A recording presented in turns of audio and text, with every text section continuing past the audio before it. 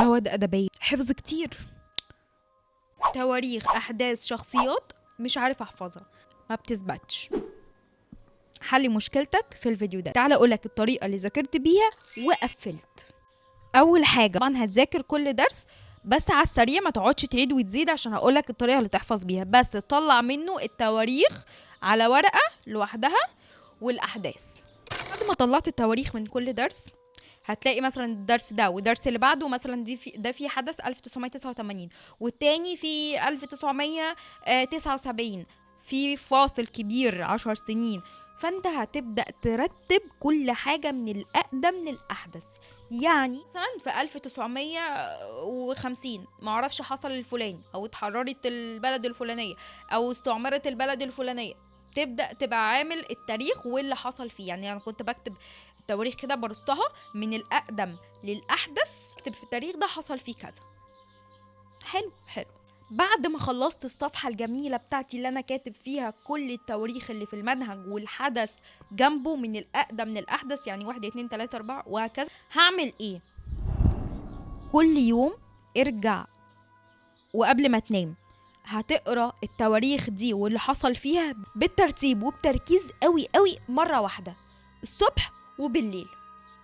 اكتر طريقة العقل بيثبت بيها المعلومة هي التكرار. كل ما تكرر، مش انت تحط مجهود تقعد ساعة تحفظ تحفظ تحفظ تحفظ تحفظ في التواريخ، هتلاقي نفسك تاني يوم نسيتها. طب ايه اللي بيثبت؟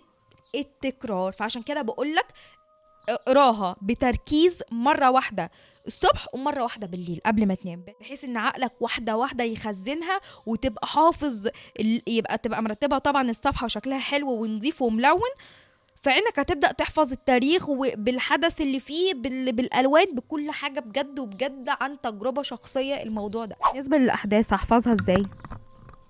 أحسن طريقة تحفظ بيها الأحداث إنك يعني تعمل رسم كروكي للحاجات اللي حصلت. يعني مثلا بيقولي حصل حرب بين البلد الفلانية والبلد الفلانية، فأنا برسم كده شخصيات كروكي كروكي، أي رسمة أي هبل اللي كنا بنرسمه في ابتدائي عادي، وارسم بينهم سيف مثلا او كروس كده انهم متخاصمين او بيحاربوا بعض، وابدا امثل الاحداث بكروكي برضو، وده راح لده وده راح لده. فانا بعمل ايه لما بعمل كده؟ انا بعمل ايه لما برسم كروكي؟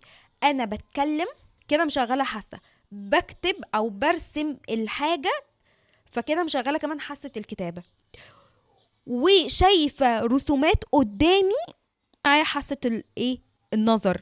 عيني بتحفظ، فبدخل المعلومة بأكتر من حاسة من الحواس، فكده المعلومة بجد هتثبت. وما تنساش تخلي الحاجة شكلها نظيف وتعرف تقراها، علشان كل مرة ترجع تبص لها.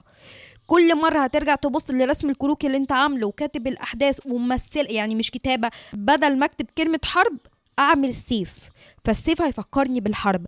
فدي أحسن طريقة، حاجة شكلها نظيف ومنظم، بحيث ان انت كل يوم لما تبص لها هتعرف تحفظها، عينك تحفظ الصورة زي ما هي في نفس الرسمة اللي انت عاملها دي.